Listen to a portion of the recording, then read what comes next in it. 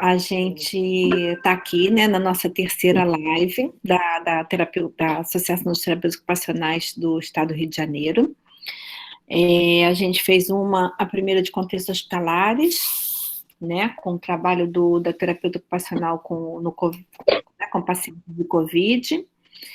A gente fez uma sobre o brincar, né, comemorando o Dia Internacional do Brincar, com duas colegas de fora do Rio.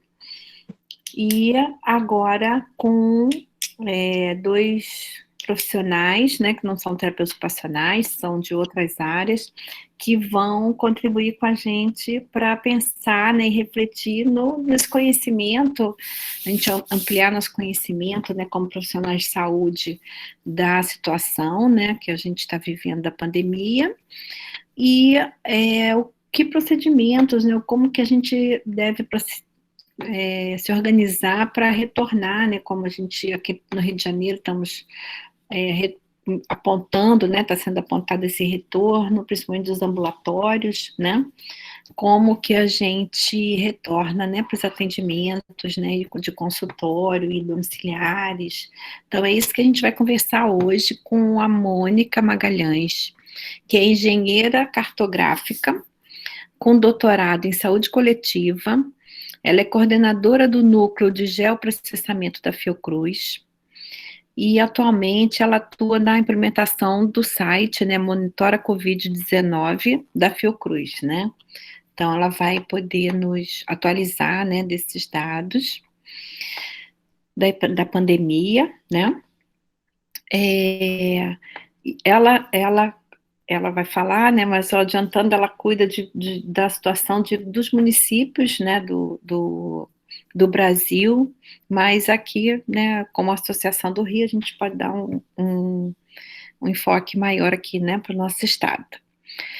O Paulo Santos é médico infectologista, consultor da Sociedade Brasileira de Infectologia, diretor de informática médica da Sociedade de Infectologia do Estado do Rio de Janeiro, né? Ele atua em uma das regiões do Rio, né, a P33, né, se não me engano, e ele está diretamente em contato com equipes de atenção básica, então ele vai poder trazer para a gente, né, essas orientações e a situação, né, que ele vem acompanhando, tá bom? Então, eu vou me apresentar só também. Eu sou Vera Lúcia Vieira de Souza, né? Para quem não me conhece, sou membro da diretoria da TOERJ. Atualmente estou como tesoureira, né? Da gestão. Nossa presidente é a Sandra Pacheco, nossa vice-presidente é a Luícla Raimundo, e nós temos aqui também a Deise, que está nos assessorando, que é a segunda tesoureira, e nossas secretárias, que é a Camila Costa, e me ajudem, quem é a outra, a secretária, mas não sei agora os cargos. Aí tem a Rosana, que também é da associação, e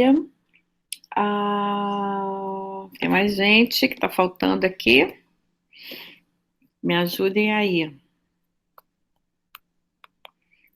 Para falar, pronto, ó, fora do script. E a Maria Luísa. Obrigada. Então, a gente tem, né, procurado estar atendendo, né, atento, né, e atender as necessidades dos profissionais, né, do nosso estado, para a gente se fortalecer e aproveitar esse momento, né, para crescer, para estudar, para se aperfeiçoar, né, e estamos sempre abertos para né, a interação com os associados, né, com os terapeutas ocupacionais, convidando-os a participarem, né, da nossa associação ou das suas regionais, né, que estou vendo aqui que tem gente também de outros estados, que nosso presidente da Abrato, né, da Associação Brasileira de Terapia Ocupacional, o Derivan, e a Sandra Pacheco também faz parte da Abrato. Então, assim, a gente pode estar contribuindo, né, aí com os outros estados todos os profissionais é importante, né, estar associados às suas regionais, né. Então nossa dinâmica de trabalho vai ser a professora Mônica, né, vai começar, e depois o Paulo, o doutor Paulo, tá. E a gente vai fazer, mais em torno de 20 minutos, né, para cada um, e depois a gente vai também, né, procurar responder as perguntas de vocês, tá. Então vou chamar a Mônica Magalhães. Boa tarde, Vera. Eu vou fazer uma apresentação, tá bom? Tá bom. É um prazer tê-la aqui conosco.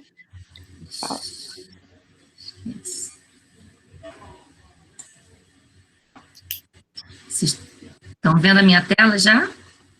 Ainda não.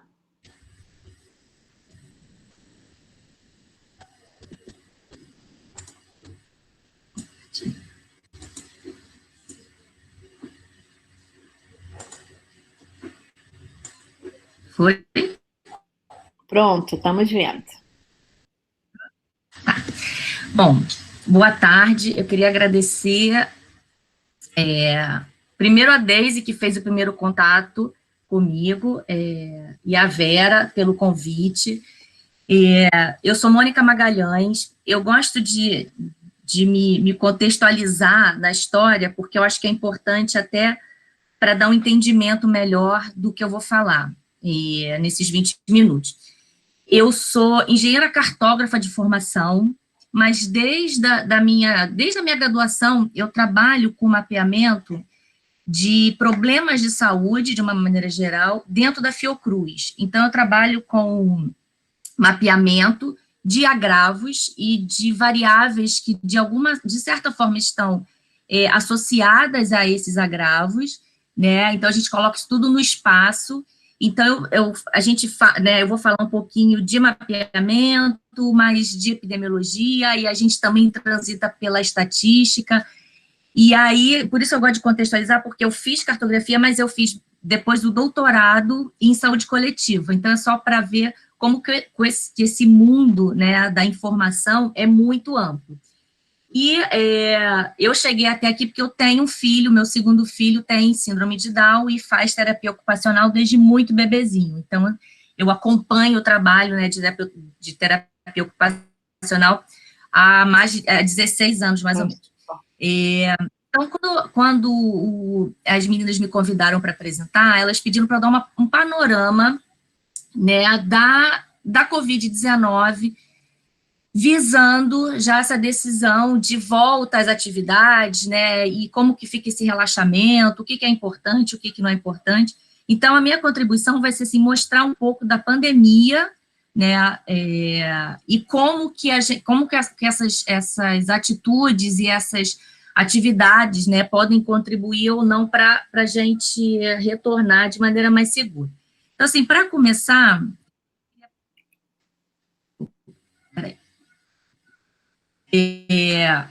Falando um pouquinho da Covid, eu sei que o doutor Paulo depois é a melhor pessoa para falar, porque ele é médico, mas assim, é só para dar uma introdução, né? A Covid-19 é uma doença infecciosa causada pelo coronavírus da síndrome respiratória aguda grave 2, por isso que ela tem esse nome grandão aí, SARS-CoV-2. Né? O quadro clínico a gente já tem visto, né, como é que ela varia bastante, vai desde infecções assintomáticas, quer dizer, pessoas que não têm sintoma nenhum, a quadros de respiratórios graves, né?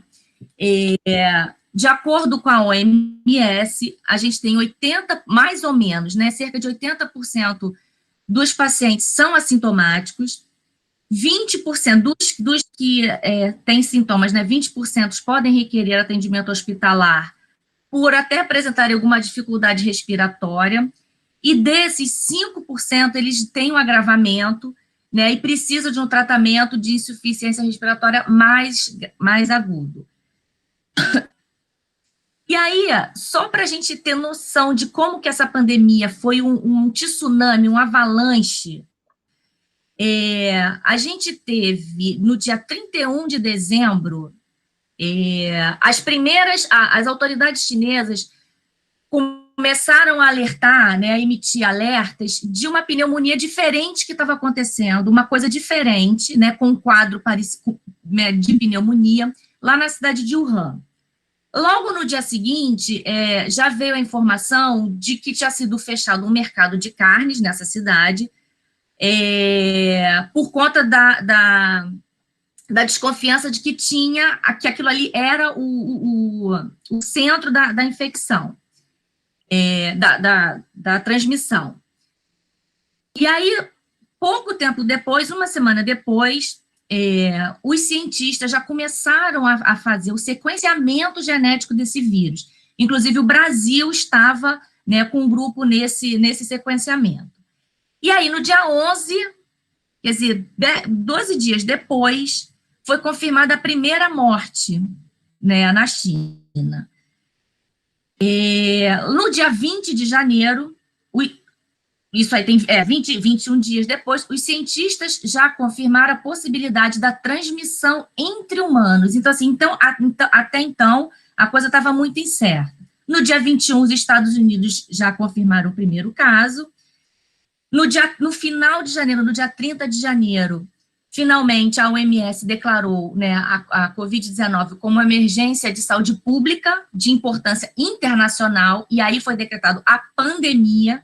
Quer dizer, é uma epidemia que ocupou vários países, e no dia 26 de fevereiro, né, quase 2 meses depois do início, o Brasil, o Ministério da Saúde, né, confirma o primeiro caso no Brasil. Tinha alguns sendo investigados anteriormente, mas no dia 26 de fevereiro que o Ministério confirmou o primeiro caso, e hoje a gente está com mais de 8 milhões de casos no Brasil, no mundo inteiro.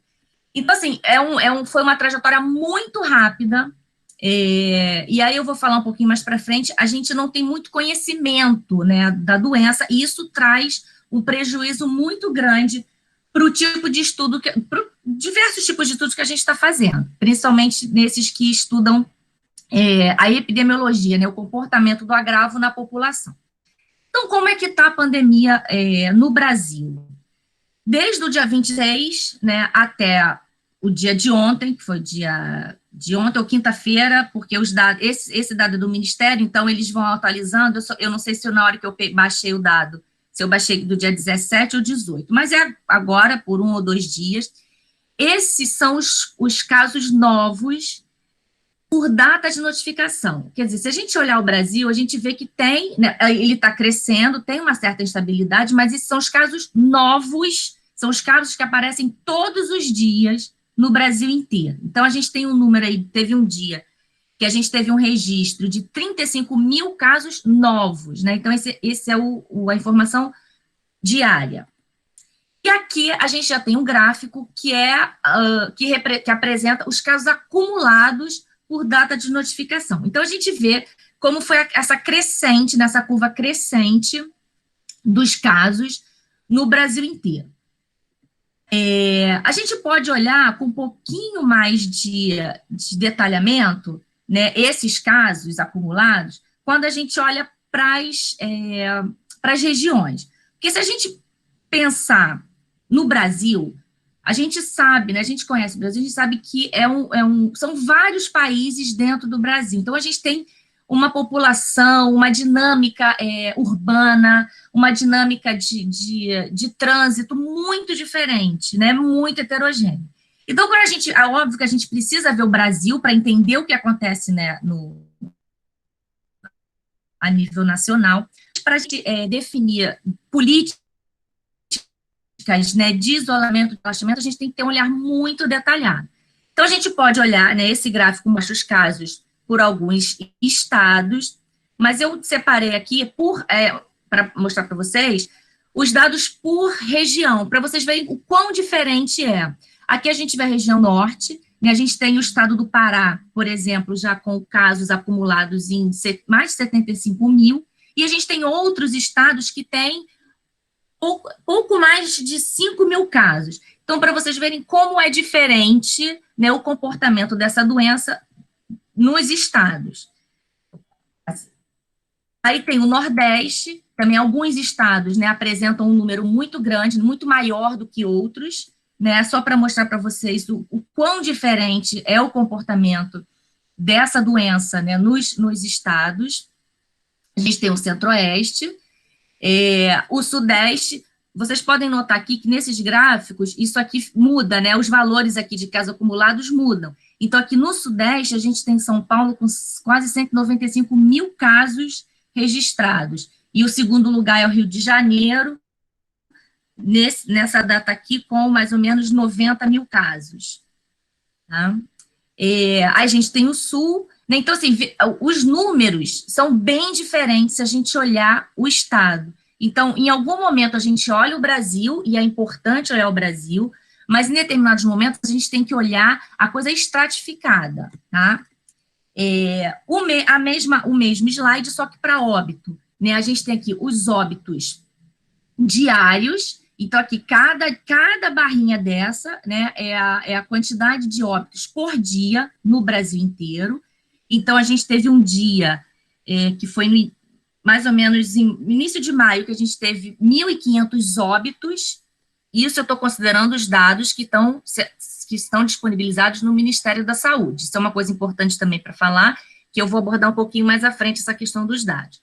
Então, a gente tem esses óbitos para o Brasil, os óbitos acumulados, né, que no dia que eu busquei, que foi dia 17 de junho, a gente tinha mais de 48 mil casos, né, 1.000 óbitos no Brasil inteiro, e a mesma coisa eu separei aqui por UF, né, por estado, por unidade federativa, para a gente ver o quanto diferente é o comportamento, né, do óbito por Covid no Brasil. Então, a gente tem o Norte, aqui com Pará, com menos de 5 mil óbitos, o Nordeste, com o Ceará, mais de 5 mil óbitos, o Centro-Oeste, que parece que o Centro-Oeste teve uma defasagem da epidemia, parece que a epidemia demorou um pouco mais para chegar no Centro-Oeste, o Sudeste e o Sul. Então, assim, os gráficos, eles vão na apresentação disponível, mas só para vocês terem uma ideia de que a gente tem que ter um olhar macro,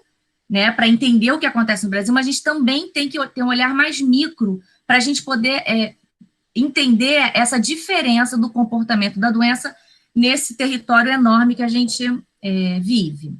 E aí eu trago um gráfico, que aí esse especificamente é do sistema lá que eu estou desenvolvendo, só para mostrar para vocês que a gente já vem escutando que a doença, ela chegou no Brasil pelas grandes cidades, né? A gente teve, no geral, né? A gente teve São Paulo, Rio, e aí, conforme a doença foi avançando, a gente foi percebendo que ela foi ocupando, né? Ela foi acontecendo primeiro nas grandes cidades. E aí, depois, ela passou, com o passar das semanas, ela começou a atingir os municípios menores. E aí, é um fenômeno que a gente começou a chamar lá atrás, até foi esse grupo que eu trabalho, que começou a falar sobre isso, e agora a todo momento aparece isso na mídia, que é essa interiorização da doença. O que é isso? Ela começou nas cidades grandes, até por conta da característica dela ter vindo de outros países, aí pegou a população que vinha de viagem ao exterior, então ela começou nas grandes cidades, e aos poucos ela foi chegando nas cidades menores. Então, esse gráfico mostra isso, né? Aqui em vermelho, a gente tem as cidades que com mais de 500 mil habitantes, então são as maiores cidades do Brasil. E em azul, a gente tem... porque tá... O negócio está bem aqui no meio. Eu não tô conseguindo ver aqui a minha legenda, porque o negócio do Google está bem... agora vi. Em azul, a gente tem as cidades de até 100 mil habitantes, em laranja, 50 mil habitantes, o em verde, 20 mil habitantes, até as menorzinhas. Aqui, nesse gráfico, a gente consegue perceber, né, visualizar, como que a doença chegou primeiro nas grandes cidades. Então, lá, né, final de fevereiro, início de março, ela começou nas grandes cidades e ela cresceu logo, então ela ocupou logo as grandes cidades. As cidades menores, que são essa em azul, ela chegou depois e ela foi crescendo mais lentamente. Então, isso comprovou a nossa tese lá do começo de que a doença ia chegar nessas grandes cidades e, aos poucos, ela ia chegar nas cidades pequenas. Isso tem um impacto muito grande na hora da rede de atendimento, e eu vou falar isso daqui a pouco. E aí, focando, essa é a visão que a gente tem do Brasil, focando o estado do Rio de Janeiro. A gente tem, né, os casos acumulados, né, no estado do Rio de Janeiro, já para o dia 17 de junho, né, a gente tem mais de 40 mil casos, né, olhando esse gráfico aqui, no município do Rio, e o estado do Rio já com mais de 80 mil casos. Se a gente olhar a taxa, e aí a taxa é o número de, mais ou menos, né, o número de casos dividido pela população, a gente tem que no Rio de Janeiro, a gente tem, no estado do Rio de Janeiro, a gente tem quase 700 pessoas por 100 mil habitantes. A gente usa muito a taxa para a gente comparar os estados, né, porque a gente, óbvio, o São Paulo e Rio de Janeiro tem uma população muito maior.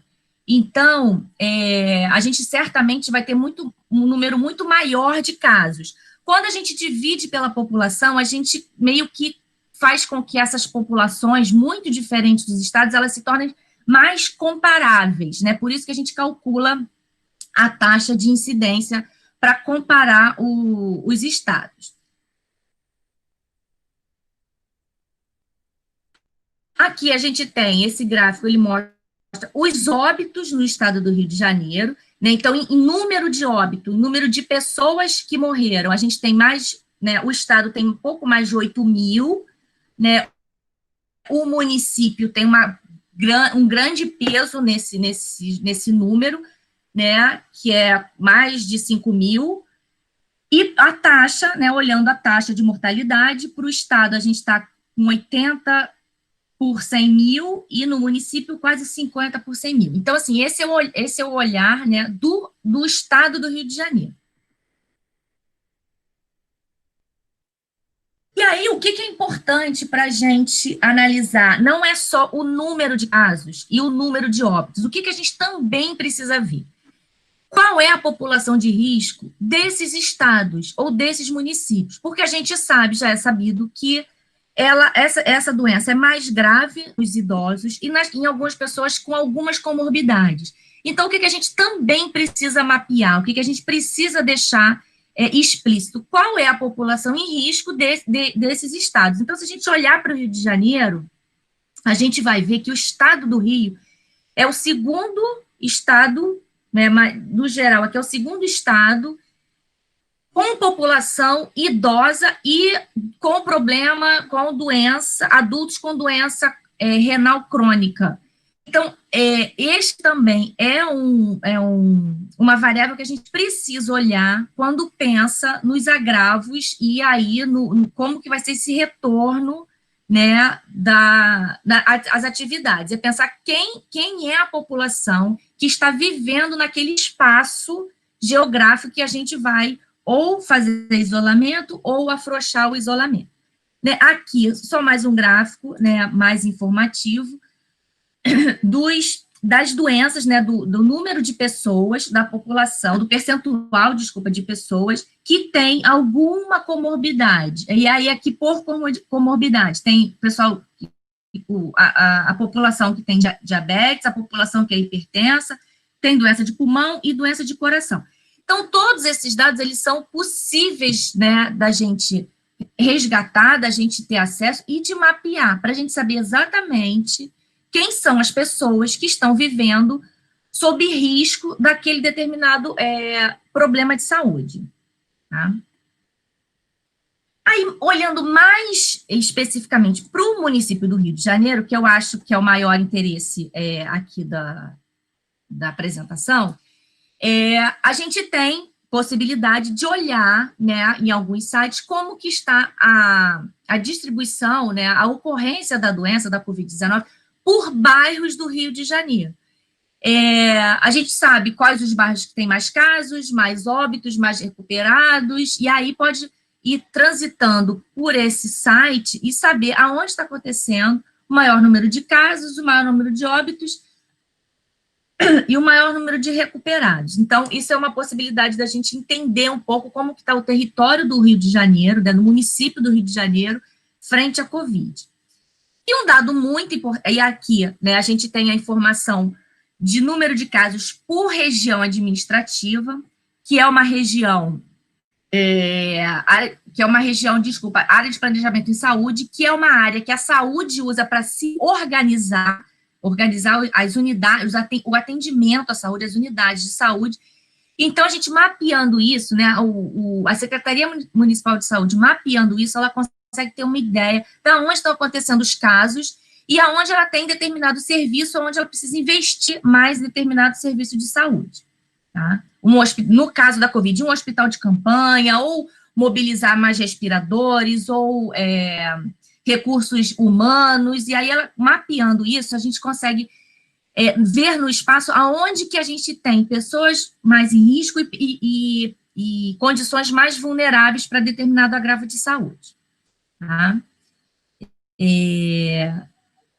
A gente aqui tem uma informação que é muito importante para esse agravo especificamente, é qual o número, né, quantas pessoas estão hospitalizadas e quantas pessoas estão em UTI. Esse é um número muito importante, principalmente neste momento que a gente está pensando em abrir o isolamento, em começar a fazer o relaxamento das atividades. A gente tem que saber exatamente qual o número de leitos, qual o número de UTIs que a gente tem para comportar a população que vai precisar dele, caso chegue no quadro grave da doença, né, no agravamento da doença.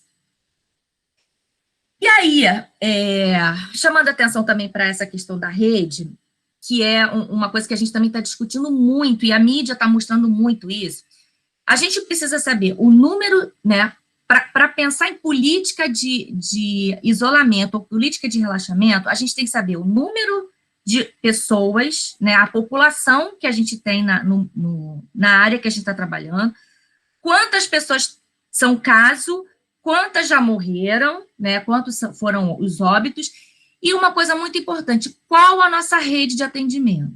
Que é a questão que eu falei, quantos hospitais, quantos leitos, quantas pessoas, né, qual o recurso humano que a gente tem da saúde, e entender uma coisa que é muito específica da organização do SUS, né, do Sistema Único de Saúde, que é qual a rede de atendimento a que eu presto serviço. Vocês devem, né, quem conhece o estado do Rio, sabe que a gente tem poucas grandes cidades. A gente tem o município do Rio, podemos considerar Niterói e São Gonçalo como uma grande cidade, Campos e Macaé, mas a gente tem cidades muito pequenas.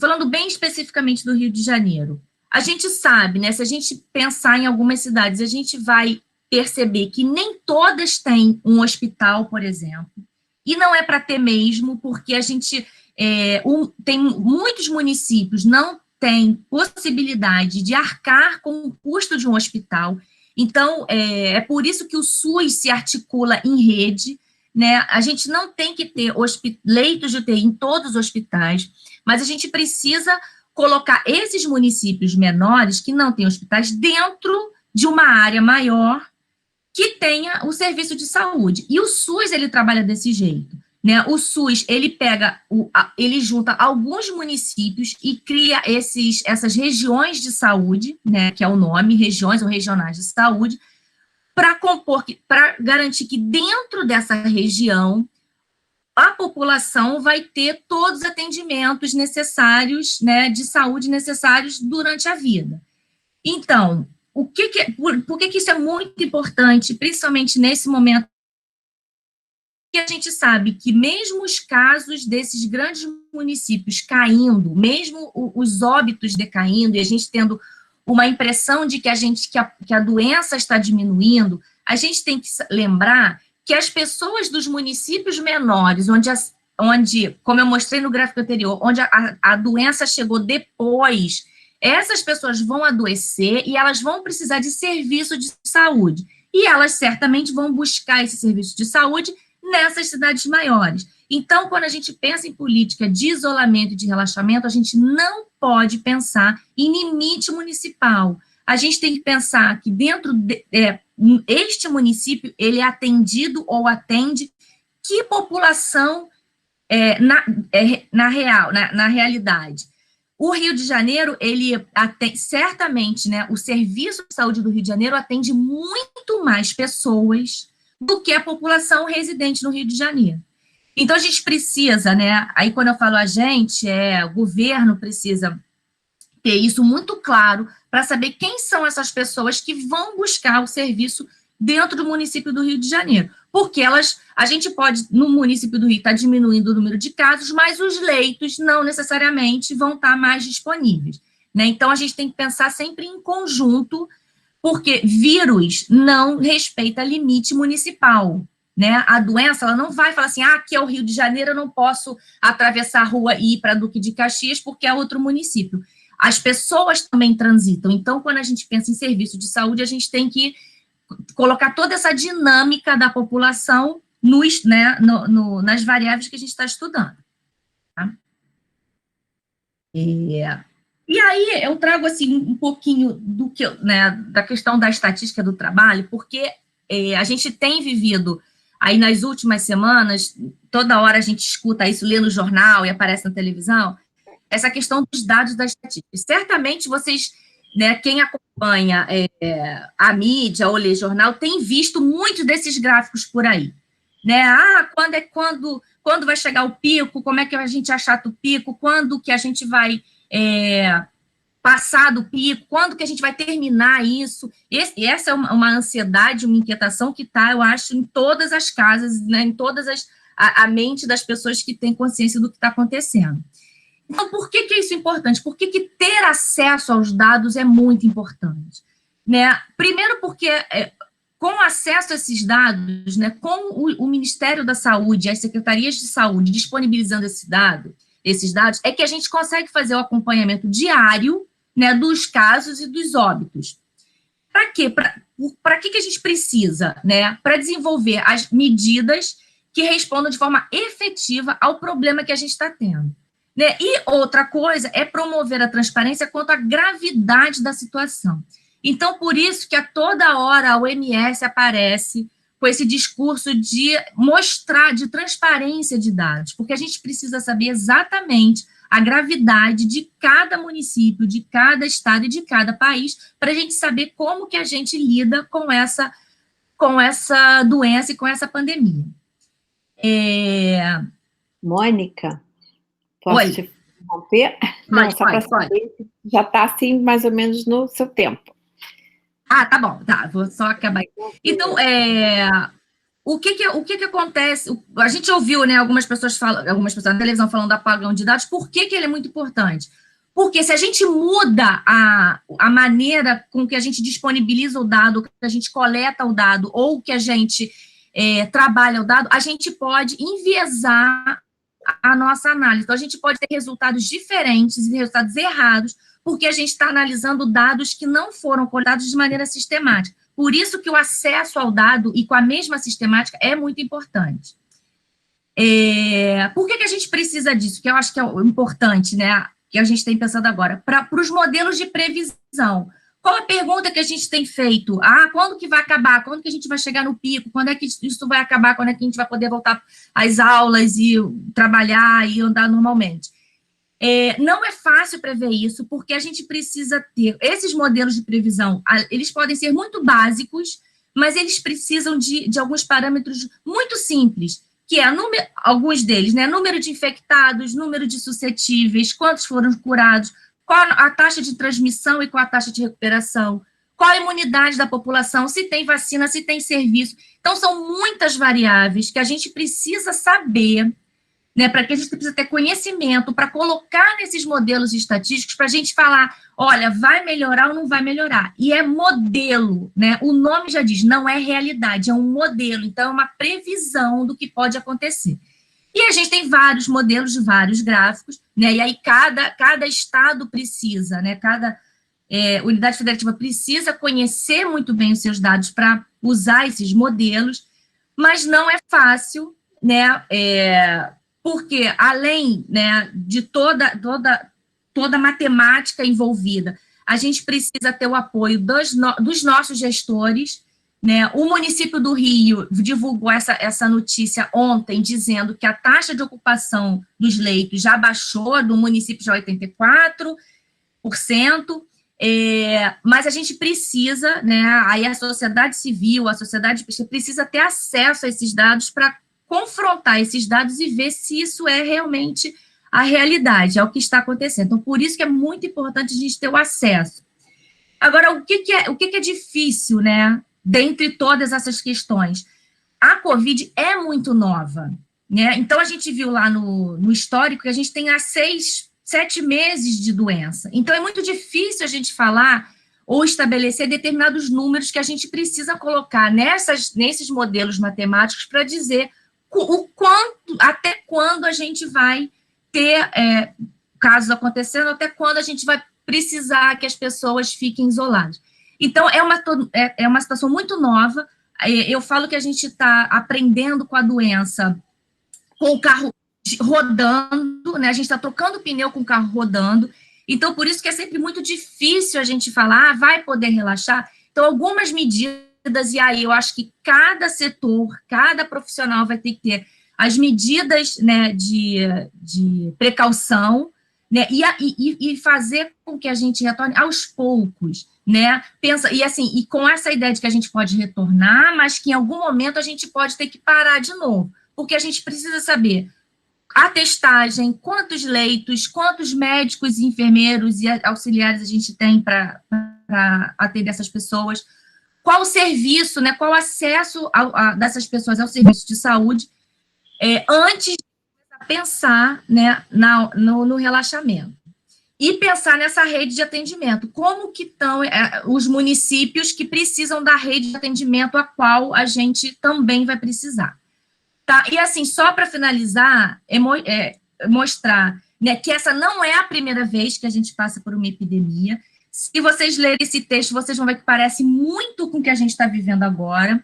E isso foi o caso da gripe espanhola, que aconteceu em 1916, 18, que tiveram 3 ondas e que alguns estudos mostram que o maior número de mortes, né, de óbitos, ocorreu exatamente na segunda onda, porque as pessoas, quando foram mais liberadas do distanciamento social, elas foram para a rua para comemorar. E aí a gente teve o maior número de óbitos justamente nessa segunda onda, por conta, né, da liberação geral. Então, assim, é só para mostrar que a gente não é uma coisa nova, né, a pandemia não é uma novidade, e que parece que a população está tendo o mesmo comportamento de muitos anos atrás, né, então, mas eu acho que a gente pensando junto, fazendo palestras como essa, a gente consegue pensar para fazer um retorno mais tranquilo e mais seguro. Obrigada, era isso que eu tinha que apresentar. E fico à disposição. Mônica, muito obrigada. Já me suscitou aqui várias perguntas. Quem quiser, né, pode ir colocando perguntas no chat, que a gente vai, após a apresentação do Paulo, né, também conversar, né, um pouco. Então, agora eu dou a palavra para o Dr. Paulo Santos, né, infectologista, que vai abordar mais a questão, então, do que a Mônica falou aí, que é importante, né, agora nesse regresso, né, quais as medidas de proteção. Isso aí, boa tarde a todos. Estou conseguindo me ouvir bem? Sim, estamos te ouvindo. Obrigado pelo convite. Eu estou logado aqui em eu tenho 2 Paulo Santos aqui. Tem um que não está aparecendo a imagem. Eu vou tentar entrar com uma apresentação nesse que não tem a imagem. Se não der certo, não tem problema, porque eu não tenho gráficos, né? A questão mais é clínica, mas não sei se está aparecendo alguma coisa. Demora um pouquinho, sempre demora um pouquinho para até compartilhar. tá? Porque como o microfone está predominantemente em outro, né? Tá dando... E é eu uma, acho que só não um vai. aviso para todo mundo que, como estamos todos nós aprendendo aqui a tecnologia, né? Isso nos faz também ficar mais nervosos, agitados, né? Eu também, as contas que a gente mexe e tal. Então, tem que ter cuidado para... Tem um item que é compartilhar a tela ou apresentação. Esse é só para quem está fazendo a apresentação, que é para compartilhar a tela, como a Mônica fez com a gente, como o Paulo está procurando aqui fazer, tá? Porque eu estou experimentando um problema de falta de áudio no meu computador, e aí por isso vocês estão me vendo pelo celular. Mas tudo bem. Vamos sem apresentação mesmo, porque não, a importância é secundária. Bom, mais uma vez, boa tarde. Nós realmente estamos vivendo assim, um momento único na nossa história, né? Eu tenho 23 anos de medicina e pelo histórico também da humanidade, histórico recente, não há nada similar ao que está acontecendo agora, né? Essa pandemia nos pegou de surpresa e nos exige ações muito rápidas, né? Na verdade, o grande problema é que nós não temos tempo para estudar a dinâmica viral, estudar as questões de tratamento, então tudo tem sido muito rápido, né? Uma grande confusão que, na verdade, não tem 6 meses ainda no nosso planeta, né? Então, acho que esse tem sido o maior desafio para toda a área técnica, né? Falando um pouquinho sobre o SARS-CoV-2, né? O coronavírus, como se fala, na verdade, os coronavírus são conhecidos desde os anos 60, né? E há alguns subtipos que circulam no planeta e causam quadros assim muito simples. Nos últimos 20 anos, nós tivemos a ocorrência de 3 subtipos de coronavírus que eles foram mais importantes, né? O SARS, que aí agora é chamado de SARS-CoV-1, o MERS e agora o SARS-CoV-2, que causa essa infecção, que é a Covid-19, né? Então, fala-se em Covid-19 para definir o que é a terminologia da doença, né? E o SARS-CoV-2 é o vírus que causa a Covid-19. Então, é uma doença peculiar porque não é uma gripe como se pensava, né? É uma doença sistêmica que causa repercussões em vários sistemas orgânicos, inclusive no sistema respiratório, né? Então, ela adquiriu uma importância maior porque alguns pacientes, e aí nota-se que são questões inerentes ao hospedeiro, né, ao próprio paciente, alguns pacientes vão evoluir de forma grave e vão precisar de assistência hospitalar, né? É interessante dizer que a grande maioria das pessoas terão quadros leves e alguns sequer terão sintomas, né? Mais uma parcela, em torno de 20%, vão ter uns sintomas mais exuberantes, talvez precisem de algum nível de assistência hospitalar, 5% vão precisar de terapia intensiva e há uma estimativa aí em torno de 3% de óbito. Quando se fala nessa estimativa, normalmente se contam os casos que foram identificados e, portanto, os que tiveram sintomas, né? Então, se nós contarmos aqueles que não tiveram sintomas, é bastante provável, e a Coreia do Sul mostrou isso aí para gente, que a mortalidade ela é menor ainda, né? Girando aí em torno de 0,5%, enfim. Mas o fato é que, apesar de aparentemente o número ser generoso, né? Um percentual pequeno de pessoas vai a óbito, né? Apesar desse número ele ser interessante, por outro lado, toda a população ela não tem imunidade. Então, o que se espera é que um volume enorme de pessoas vão adoecer. Então, foi o que a Mônica falou na apresentação dela.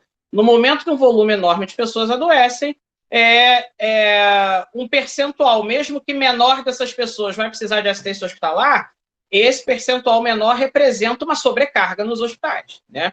Então, esse é o momento que nós vivemos e é o dilema que a Mônica já comentou muito bem, que a gente não cabe repetir, né? Mas o grande dilema agora é esse balanço de liberar as atividades econômicas, enfim, afrouxar o isolamento, né? E versus o risco de termos aí um aumento do número de casos e uma possibilidade de esgotar o sistema de saúde novamente, né? Falando especificamente sobre a doença, quanto às formas de transmissão, isso é muito importante, né? Principalmente pensando na nossa assistência, nas pessoas que vão trabalhar em consultório, né? A doença ela se transmite principalmente pelas gotículas respiratórias, e aí é preciso que se tenha uma proximidade com o paciente, em torno de 1,5 m, a Anvisa fala em 1 metro, mas a gente sabe que até 1,5 m pode ter aí a possibilidade do alcance das gotículas do paciente à nossa via aérea, né? Então, eu tenho essa forma de transmissão, que é por gotícula respiratória, e aí o paciente vai falar, tossir, espirrar, ele vai emitir gotículas que vão chegar na minha via aérea, e eu me contamino, né? Eu tenho a possibilidade de contaminação por objetos, né? É uma contaminação por objetos contaminados, então eu doente, né? Estou com a minha mão suja com as minhas próprias secreções, toco alguma coisa, manipulo uma caneta, toco uma maçaneta, enfim. A partir desse momento, eu contamino esse objeto e uma outra pessoa vai lá, toca nesse objeto, contamina a sua mão, ainda não está doente, ainda não está infectado, mas contaminando a sua mão, ele pode levar a sua mão aos seus olhos, nariz ou boca, né, as suas mucosas, e aí sim se contaminar, se infectar. Essas são as vias principais. E existe também a transmissão por aerossóis, que aí é um risco maior para o ambiente hospitalar. Em algumas situações de procedimentos, é possível aerossolizar o vírus, ele vai ficar suspenso no ar. Enquanto a gotícula respiratória ela tem um peso, e aí eu espirrei, eu elimino aquelas gotículas no ar, elas têm um peso, elas vão simplesmente cair e eu não vou manter o ar contaminado. É o risco naquele momento em que essa gotícula atravessa ali aquele ar e vai, por gravidade, cair, né? Eu não contamino o ar. Já o aerossol, não. Eu mantenho o ar contaminado, essa partícula fica suspensa. Só que isso não é um problema para áreas não hospitalares. Consultórios, né, áreas de atividade básica, né, atenção primária, enfim. Isso não é um risco. O risco é maior para hospitais onde tem procedimentos, e aí leia-se terapia intensiva, emergências. Então, entender essa transmissão é muito importante para nós prevenirmos a contaminação. Por que se fala tanto no álcool gel, né? Se eu estou num ambiente público em que várias pessoas tocam o mesmo lugar, uma maçaneta, enfim, eu tenho a chance de estar tocando em alguma coisa contaminada, eu preciso ter a prevenção de estar higienizando as minhas mãos e retirar qualquer contaminação dela, para que eu não leve essa contaminação para as minhas mucosas, para os olhos, nariz ou boca. Então, a higiene das mãos, o uso de álcool gel é importante. E o cuidado respiratório. Se eu tenho transmissão por gotículas, eu preciso evitar o contato íntimo respiratório com as pessoas. E daí, uma ação que, no meu entendimento técnico, ela é muito bem-vinda, é o uso pela coletividade de máscara. É muito interessante, porque você faz um bloqueio muito interessante de secreções respiratórias, né? A máscara, por incrível que pareça, ela é mais importante para evitar a transmissão para o outro do que evitar a sua própria contaminação. Então, se eu estou doente, a máscara ela bloqueia muito mais as minhas secreções para que não cheguem nos outros, e com isso, né, eu evito contaminá-los. Por outro lado, eu usando máscara, eu tenho um bloqueio para mim também, né, mas se o outro usa, ele está me protegendo. Então, a proteção é dupla, né? É importante que todos usem, porque eu protejo, eu deixo de contaminar, né? E eu tenho uma barreira contra a minha própria contaminação. Então, a máscara ela tem essa via de mão dupla. né? Não estou dizendo que ela não bloqueia as secreções do outro, mas ela é muito eficiente em bloquear a minha secreção para que ela não se espalhe no ambiente. Então, essa forma de transmissão é importante para nós entendermos e que nós vamos precisar, e eu vou falar um pouquinho mais à frente nos cuidados, né, nos consultórios. Rapidamente sobre a questão clínica, né? O que nós estamos aprendendo aí com esses meses aí de epidemia? Primeiro, febre não é uma constante. Tem pacientes que têm, falando sobre quadro clínico, né, e como diagnosticar, enfim, febre não é uma constante. Muitos têm febre, mas muitos não têm. Coriza, sintomas respiratórios altos, aqueles sintomas típicos de resfriado, muitos não têm. Nariz escorrendo, coriza, muitos não têm. Já a tosse é muito frequente. Então, o quadro ele é mesclado, você pode ter várias apresentações, mas a tosse ela é muito frequente, e a anosmia, a ageusia, né? A falta de sensibilidade para o cheiro e para o gosto. Alguns pacientes tiveram só anosmia e ageusia.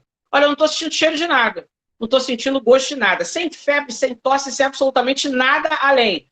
Foram lá, colheram o PCR, era positivo para coronavírus. Então, não dá para a gente, para nós nos basearmos em sintomas como febre, sintomas gripais, como definidores. Eu posso não ter isso e ter algum outros sintomas que vão me definir. Em média, as pessoas têm 14 dias de doença, a maioria tem sintomas mais leves nos 7 primeiros dias. Ela é uma doença que engana, ela te deixa contente, né? Porque você começa com um quadro incômodo, 2, 3 dias, aí no 4º dia melhora. Nossa, eu estou me sentindo ótimo, já quer fazer algum trabalho, já quer sair do repouso. Em torno do 7º dia, ela vem e derruba um pouco mais. Normalmente vem uma astenia bem mais intensa, piora a tosse, a pessoa se sente pior em torno do 7º dia. E a tendência é até o 12º estar melhor. Então, começa com sintomas, tem melhora, 3 primeiros dias de sintomas, melhora, em torno do 6º, 7º dia, piora de novo e começa a melhorar progressivamente até que no 12º já está bem. Quem vai agravar, a partir do 6º, 7º dia, não tem essa curva de melhora, piora e continua piorando.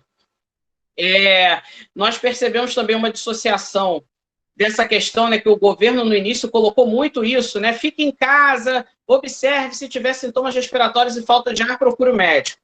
Muitas pessoas agravaram sem ter falta de ar. Então, é importante fazer um acompanhamento nos primeiros dias para se ter certeza de que não há ali nenhum sinal, sintoma de agravamento que não esteja sendo percebido. Né? A oximetria de pulso, quem tem oxímetro em casa, é excelente. Quem precisa, recorre ao hospital, você observa a saturação baixa de oxigênio no aparelhinho e muitas pessoas nem estão com falta de ar, mas estão com essa saturação baixa, que para a gente um alarme é ser inferior a 95%. O paciente que piora, ele evolui com insuficiência respiratória, ele evolui com distúrbios de coagulação, ele pode evoluir com insuficiência renal, e ele tem um quadro sistêmico muito grave que, se não for feita assistência hospitalar, esse paciente evolui a óbito. O pulmão não é exatamente o órgão mais importante na fisiopatologia da doença e, digamos assim, na causalidade de óbito, não. Tem pessoas que estão melhor da parte pulmonar e, mesmo assim, tem outras complicações que podem vir a óbito. Então, fazendo um panorama muito rápido, né, porque a gente tem um tempinho curto para abordar, mas é isso. Nós temos que entender a forma de transmissão, que é por gotículas e contato com objetos contaminados. O quadro clínico pode nos surpreender, né, com sinais e sintomas que podem não ser exatamente aqueles que nós esperamos, né, e a grande maioria, até o 12º dia, vai evoluir bem. Alguns agravam um pouco mais à frente, a partir desse 12º dia, vão manter uma curva de piora e vão precisar de assistência hospitalar intensiva. Com relação aos cuidados que nós precisamos ter ao voltar, né, às nossas atividades. Não vou discutir aqui se é o melhor momento de voltar ou não, acho que a Mônica foi brilhante na apresentação dela, né? Mas, assim, se for, não digo nem pelo momento também, não, mas nós vamos precisar ter medidas, mudança de comportamento daqui para frente, durante bons meses e talvez até anos, né? Essa doença ela tem uma possibilidade de se tornar endêmica. E aí, é bastante provável que nós tenhamos que mudar hábitos daqui para frente. E aí, particularmente em relação à terapia ocupacional, vocês têm especificidades, né? Quer dizer, um médico está lá no consultório, ele vai ter que ter cuidado com o estetoscópio dele, né? Se é um especialista com um aparelho de eletrocardiograma, alguma coisa assim, enfim. Mas a impressão que me passa é que você tem um ambiente mais simples de cuidar, né? E equipamentos mais simples de cuidar. Já o terapeuta ocupacional, dependendo do trabalho que ele vai desenvolver, ele tem inúmeros, né? Tem inúmeras ferramentas para as crianças, tem os brinquedos, né? Os materiais e objetos de madeira, massa para modelar, objetos plásticos, objetos de pano. Né? Uma das colegas, numa reunião que nós fizemos prévia a essa live, falou que tem uma rede, né? Uma rede no consultório, pano. E aí, como cuidar desses detalhes? Então, assim, falando de uma forma muito geral, tá? Eu vou generalizar, o ideal é que tudo o que seja usado seja possível de higienizar. E higienizar entre atendimentos. Então, eu tenho um objeto plástico, que ele não tem muitas reentrâncias, maravilha. Eu consigo higienizar esse objeto entre pacientes. Eu tenho algo que é metálico, pode ser até de madeira, lustrado, envernizado, enfim, não tem muitas ranhuras, eu consigo higienizar. Então, o ideal é que os objetos eles tenham o mínimo possível de detalhes de reentrâncias e sejam higienizáveis. Alguns não serão passíveis de higienização entre pacientes. Pano, né? Em algumas situações, a gente tem que mudar o formato do consultório. Né? E aí está acontecendo com muitas pessoas isso. Né? Nós estamos precisando nos reinventar. Eu tinha um hábito até agora e daqui para frente eu tenho que mudar, eu tenho que inventar algum detalhe, ter alguma solução para resolver um determinado ponto. Em algumas situações vai ter que se mudar realmente para ter um pouco mais de segurança o modelo do consultório. Utilizar outras ferramentas, enfim. Mas, se for impossível, né, abrir mão de um determinado objeto que não seja higienizável, a gente tem a possibilidade da quarentena. Que o que é isso? Alguns estudos mostraram que o vírus não sobrevive muito tempo em objetos inanimados. E aí, o que foi visto é que, no máximo, esse vírus tende a persistir 72 horas em certas superfícies. Ele sobrevive menos em algumas e mais em outras. Fala-se, por exemplo, que no papel são 24 horas. O que a maioria das pessoas tem feito? Generaliza e considera 72 horas para todos os objetos. Então, por exemplo, nos hospitais, eu tenho experiência, né, atuação na atenção básica, nos postos de saúde e em nível hospitalar também, na parte de infecção hospitalar, né? E aí, o que a gente observa? A maioria dos hospitais coloca os papéis, né, os prontuários, os papéis que são usados nos ambientes COVID, 72 horas em quarentena. Então, aqueles prontuários, eles são embalados, ensacados, eles ficam 72 horas paradinhos lá, até que alguém da área administrativa vai manipular, vai arquivar, vai fazer alguma coisa assim. Sei que isso não é prático, né? Pensar que, de repente, eu tenho 10 pacientes num dia, eu vou ter que ter 10 elementos de uma revista, né, um livro, alguma coisa de pano para substituir. Mas aí, assim, nós vamos estar lidando com segurança. Se eu conseguir ter atingir essa excelência de estar substituindo esses materiais não higienizáveis a cada paciente, estar higienizando aqueles que são passíveis de higienização a cada paciente, eu vou ter mais segurança. Não falei de um ponto pré-atendimento, que é a sala de espera. Nós temos que ter esse cuidado do afastamento das pessoas na sala de espera. E é extremamente desejável que nós façamos um questionário para o paciente, e em caso de criança, e seus pais também. A epidemiologia aí, ela é muito importante. Se eu tenho uma pessoa doente em casa com suspeita de Covid, é interessante que esse paciente que tem a pessoa suspeita de Covid em casa não seja atendido por aqueles dias.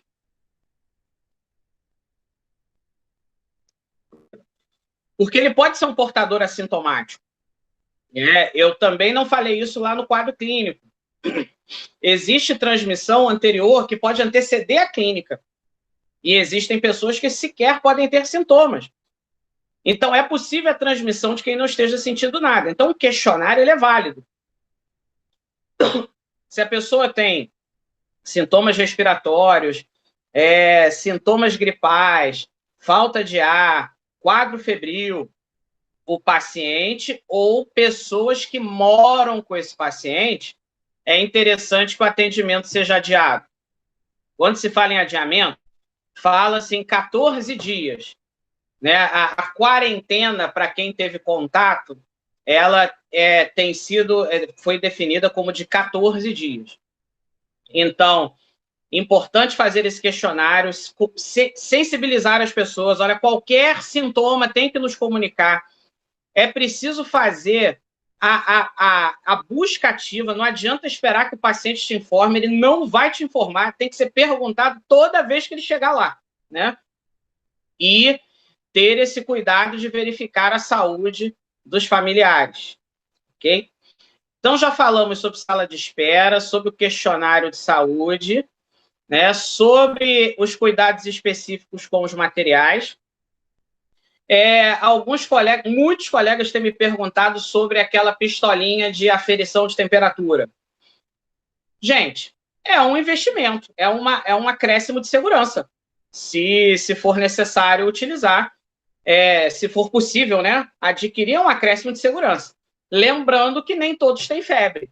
Então, é um acréscimo de segurança que não é de 100%, é um plus, é algo a mais que pode ser utilizado, mas não é a principal ferramenta de proteção.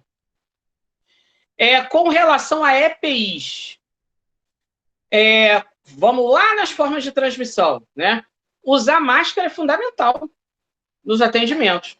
E eu particularmente, sou muito fã de uma peça chamada Face Shield. Eu não sei se todos conhecem, ela é uma peça de acrílico, né, um plástico duro, que ela recobre completamente a face. Normalmente, os marceneiros, as pessoas que lidam com máquinas perigosas, utilizam muito a Face Shield. Por que essa Face Shield ela é muito interessante? Porque ela bloqueia 100% da secreção respiratória que possa atingir a nossa face. E ela, ainda por cima, vai proteger a máscara que está por baixo.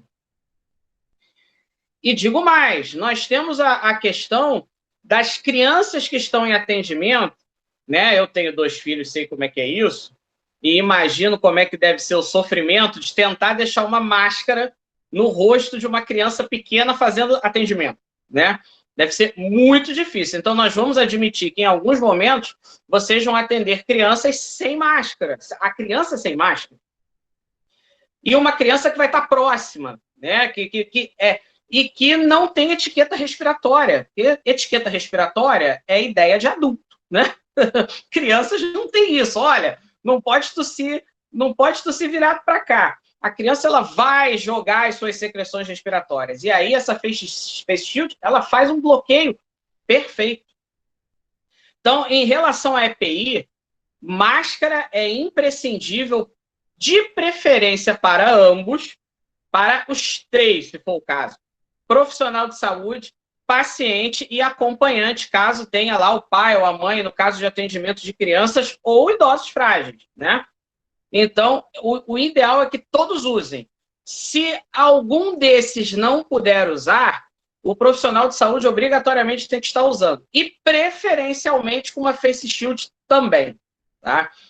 Eu vou linkar esse assunto direto com o tema tempo de troca da máscara. Por quê? A máscara, fala-se na máscara descartável, apesar de ser descartável, fala-se que ela pode ser usada até 4 a 6 horas. A máscara não descartável, o ideal seria trocá-la pelo menos 2 num dia inteiro de trabalho, pelo menos a cada 4 a 6 horas também. Mas nós temos um detalhe importante. Se eu tenho uma criança que tosse pertinho de mim, contra o meu rosto, eu vou contaminar a máscara. Então, assim, eu falo para vocês, olha, troca a cada 4 horas, mas a criança contaminou a tua máscara com a secreção respiratória dela, a questão seria troca imediata, né? Pelo risco de contaminação. Então, por isso que eu digo, a Face Shield ela é sensacional. Ela vai proteger a máscara também. Então, e é um equipamento barato, né? Então, eu consigo higienizar a Face Shield, porque ela é de material plástico, a cada atendimento eu vou lá, higienizo, maravilha, e posso trocar minha máscarazinha a cada 4 a 6 horas. A troca, nesse caso, ela vai ser por conforto. Se eu estou respirando muito tempo na máscara, ela já está molhada, está me incomodando, eu troco. Né? É simples, é bem mais simples do que eu temer a contaminação dessa máscara e precisar fazer a substituição imediata dela. Então, falamos de máscara e face shield. Falando um pouco sobre as roupas. Não há, cientificamente falando, uma definição clara do risco das roupas na transmissão de Covid. Nós tomamos os cuidados como se toma com todas as outras doenças, em termos de medida de precaução e isolamento. E aí os profissionais em atendimento usam o capote. Mas nós não temos uma certeza, 100% de certeza, que aquilo ali é de um risco alto. Muito pelo contrário, nós entendemos que o risco das roupas é um risco bem baixo para contaminação. De qualquer forma, costumamos trabalhar de jaleco. Né? Então, assim, no consultório, o jaleco ele acaba sendo um equipamento de proteção individual ali, né? Ele vai estar, pelo menos, protegendo a minha roupa de alguma contaminação mais aguda. A gente não tem uma normativa de trocar jalecos ou obrigatoriamente utilizar capote. Aí eu acho que vai muito do bom senso da situação. Se eu tive um contato extremamente íntimo, pode ser que seja interessante ter uma troca, né? De ter ali uma reserva técnica de jaleco, fazer uma troca. Mas eu não vou orientar a vocês que é imprescindível trocar. Porque, assim, tudo é um pacote de ações de segurança. Então, eu estou fazendo outros tipos de proteção. Eu estou higienizando o ambiente, eu estou higienizando os equipamentos, eu estou usando máscara, eu estou usando face shield. Né? Então, é pouquíssimo provável que um pano se contamine e, a partir daí, eu me contamine ou até contamine um outro paciente. Eu contamine o paciente. É diferente no atendimento domiciliar, que eu vou terminar falando do atendimento domiciliar. Tá? Mas, no consultório, eu acho que vai ser guiado muito pelo bom senso. Quem quiser ter um altíssimo nível de segurança e quiser ter capote descartável, perfeito, usa o capote, descarta cada paciente. Mas não vou definir isso como algo imprescindível. Eu sei que o tempo já está se esgotando, eu vou contar uma história rapidinho dessa questão de segurança. Eu posso morar numa casa de frente para a rua em que eu não fecho a porta dela. Certamente eu tenho uma segurança muito baixa. Eu moro nessa mesma casa e todo dia eu confiro se a porta está fechada. Eu tenho um nível de segurança maior. Olha, além disso tudo, a minha casa também está dentro de um condomínio. Eu tenho mais segurança. Além disso tudo, eu tenho câmeras e alarme. Eu tenho mais segurança. Além disso tudo, eu tenho um guarda que fica circulando, eu tenho mais segurança. Além disso tudo, esse guarda está armado, eu tenho mais segurança ainda. Tirando a porta que estava aberta, a primeira situação, em todas as outras situações eu tenho segurança. Tenho. Só que em níveis diferentes. Então, eu tenho o máximo que eu posso atingir, que é a casa no condomínio com segurança armada, etc., com alarme, e tem o mínimo, que é simplesmente a porta fechada. Eu não acho que a gente deva trabalhar só com a porta fechada, não. Mas em algumas situações é difícil trabalhar no último nível de segurança. Então, eu tenho que me cercar do que é possível ali para ter mais, para ter conforto ali de segurança. E nesse ponto, como eu falei, capote e pronta de jaleco e capote é a cereja do bolo. É muito mais importante pensar em todo o outro pacote de coisas que eu já vinha falando aqui. Não falei sobre a sanitização do ambiente. Gente, para nossa sorte, o SARS-CoV-2 ele é facilmente matável, né? Ele é de fácil higienização, o ambiente é de fácil higienização. Então, não precisa não precisa de muita elaboração, não, tá? Desinfetantes comuns, o lisoforme, né?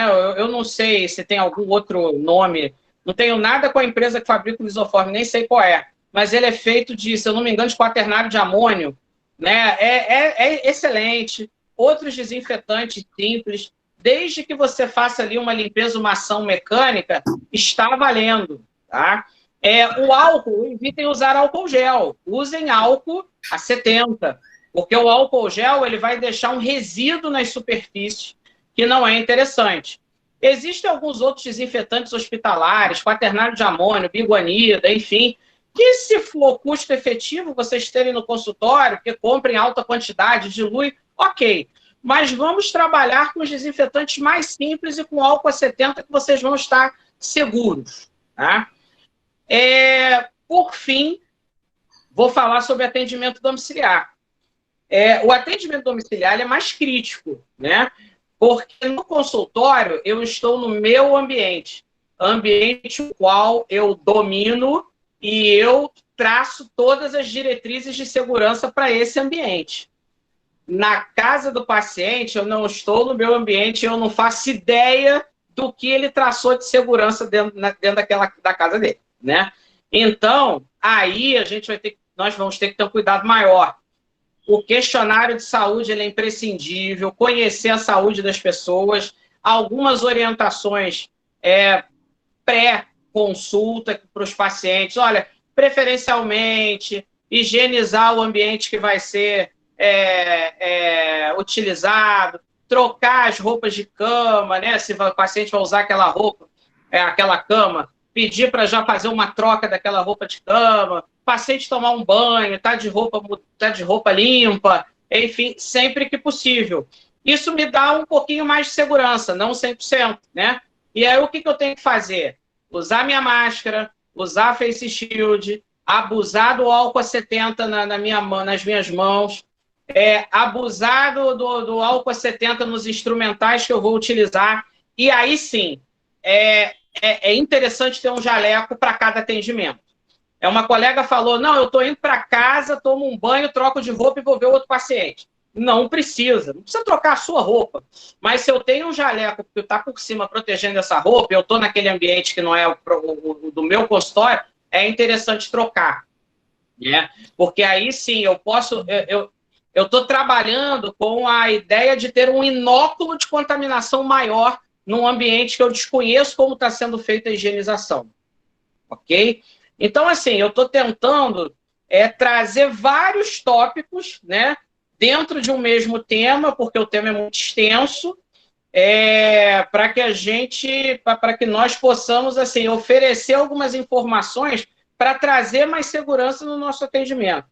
Vão haver variações, né? Alguns locais vão ter especificidades, pontos que têm que ser discutidos aí, mas o que eu estou trazendo para vocês é o basicão, né? Aquilo que dá para pensar para se fazer em todo e qualquer ambiente de atendimento, em todo e qualquer atendimento, quer seja de TO, de psicologia, de medicina, enfim, né? Essas orientações elas são gerais, né? Alguém que tem alguma especificidade, a gente vai precisar trabalhar aquela especificidade, como foi o caso da colega que tem a rede, né? A rede no ambiente é complicado, né?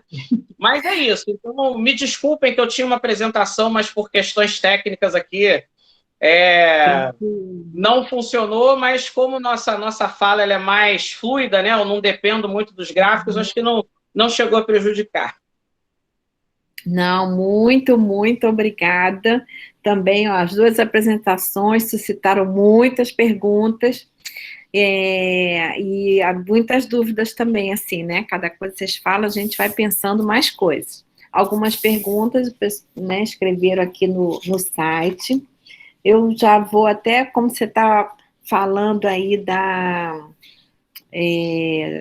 dos materiais e tudo, né, das especificidades, até eu já pergunto isso que a Sandra aqui perguntou, a mesma coisa que eu também pensei. Para o pano, para o tecido, porque são materiais que muito usados na técnica da integração sensorial, né, que é um modo de intervenção, né, específico, principalmente com autistas, e que usa muito almofada, a rede, malha, né.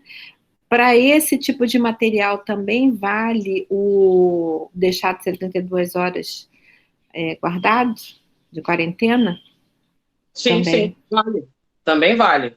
Ele pode ser lavado, né?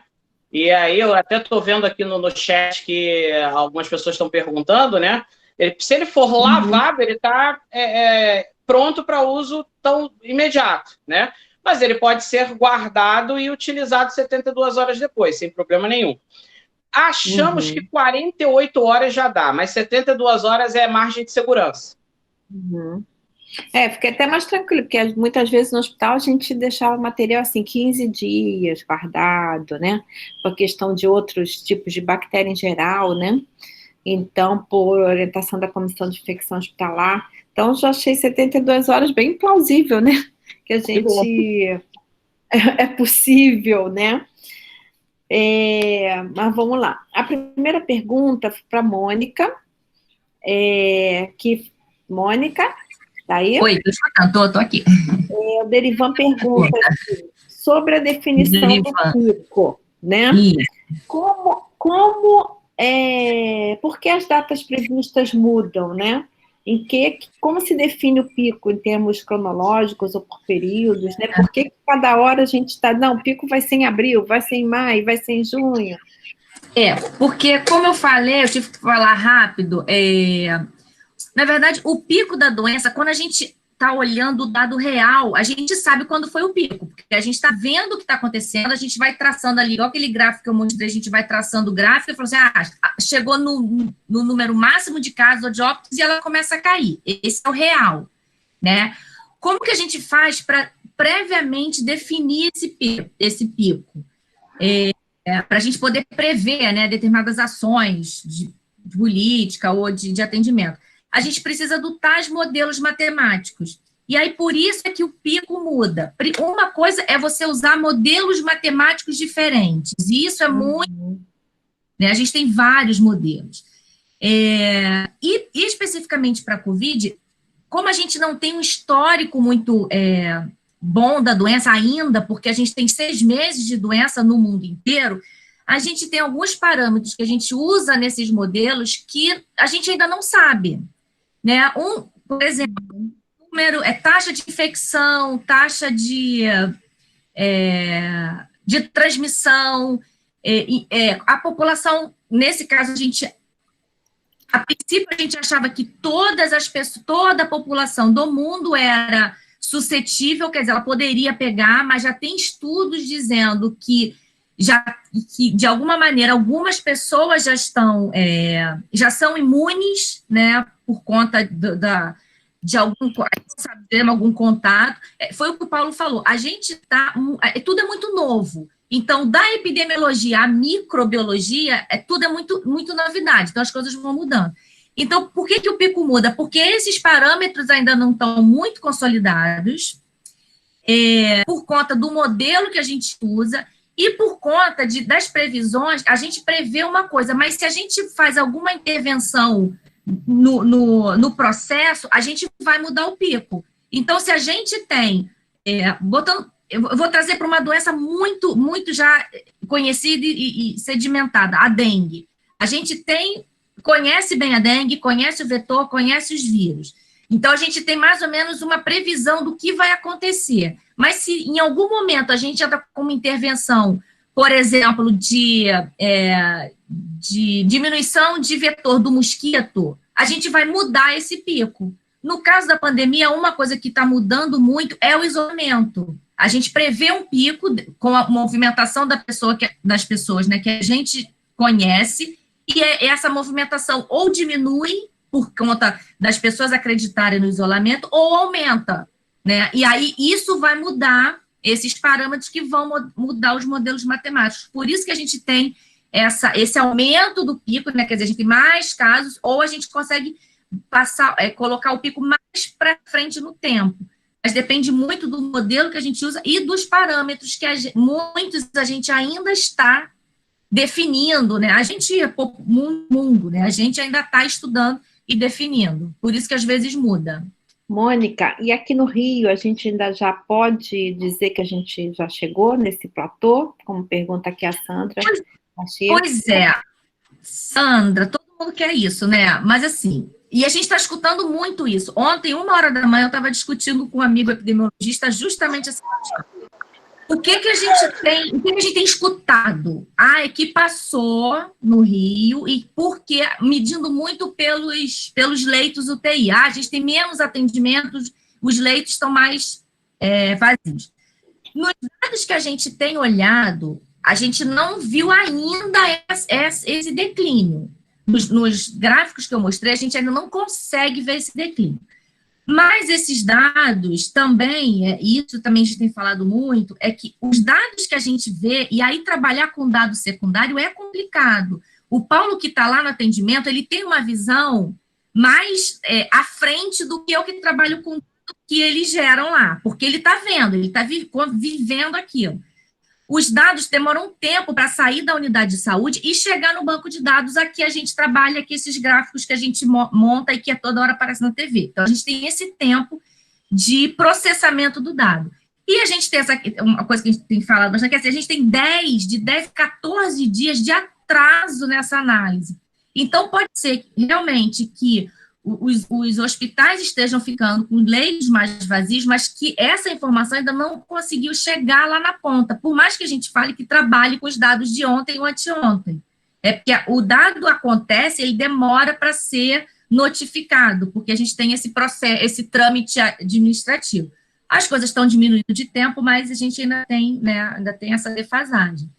Por isso que eu falo, nos gráficos que a gente tem visto, parece que a tendência parece que está chegando, que ele está começando a linha ficar reta. É o que a gente quer, né? Que a linha subiu e fique reta. Mas a gente ainda precisa de um pouquinho para falar que vai descer. Por isso que eu falei essa coisa do isolamento, é exatamente o que eu tentei falar e que o Paulo falou. A gente precisa botar aos poucos e com esse cuidado, né? Vamos abrir todas as aulas, fazer show. Não, calma. Se a gente conseguir atendimentos menores, ou as aulas menores, ou os pequenos eventos assim, né, que sejam necessários. E aí a gente vai testando se está funcionando ou não. Né? Isso é importante, a gente ir com calma, acompanhando os dados e fazendo essa política de afrouxamento.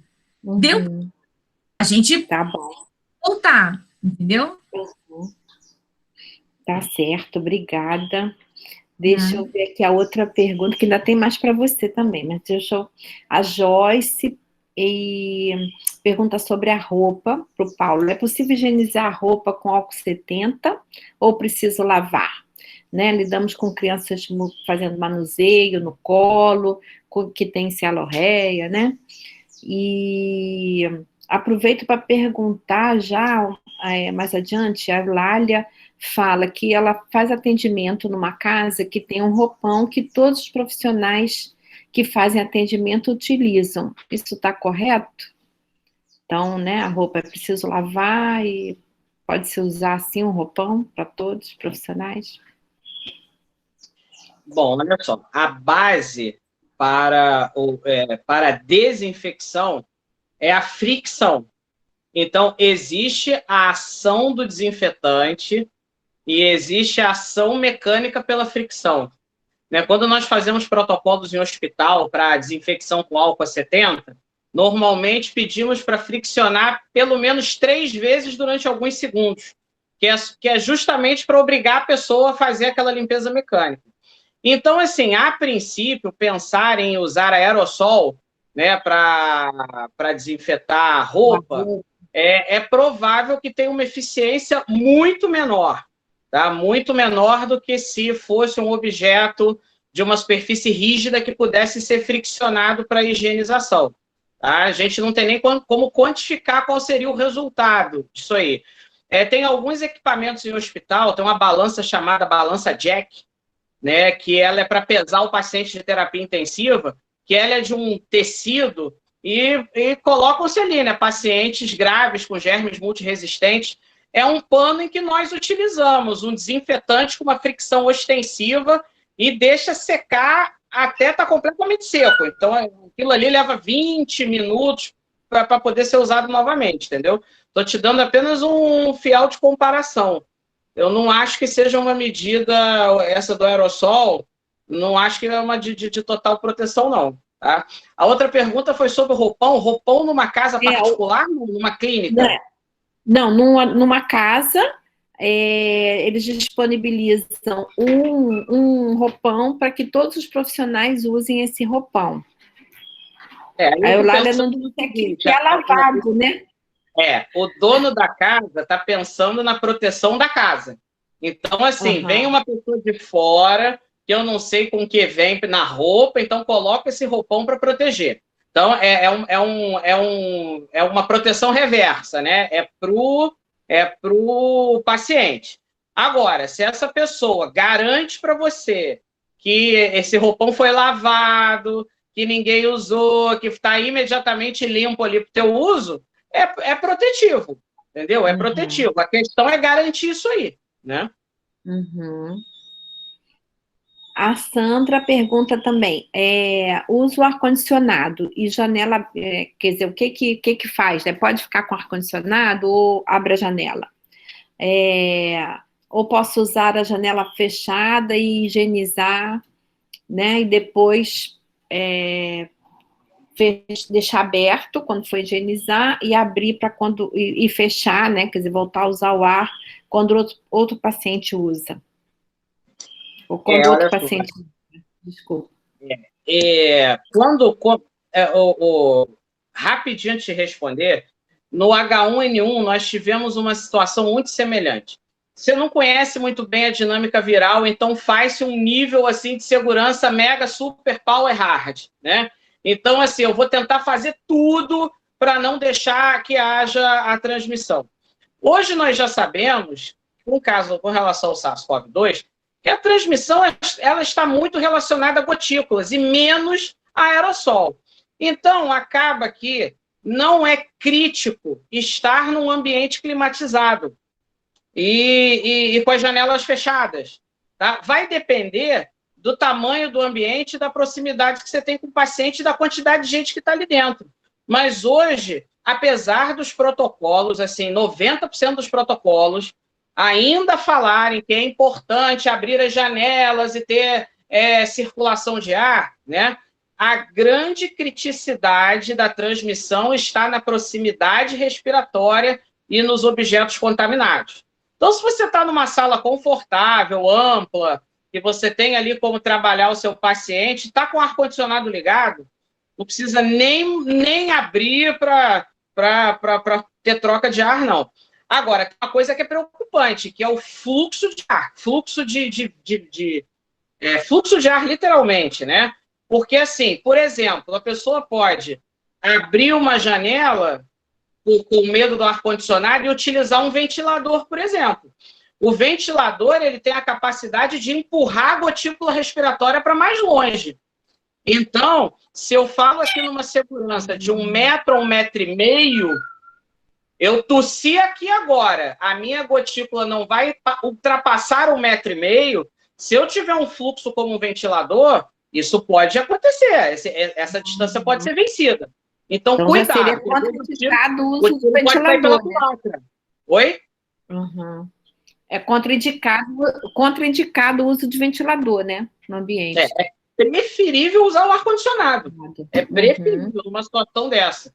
Porque a gente Aí não sabe como é que é a dinâmica da gotícula com o fluxo de vento como o ventilador. Aí acho que você já respondeu aqui a Noícla, então o distanciamento de 1,5 m. Ela pergunta se isso tem uma interferência no tempo de contato, porque é nosso atendimento em geral de 1 hora, né?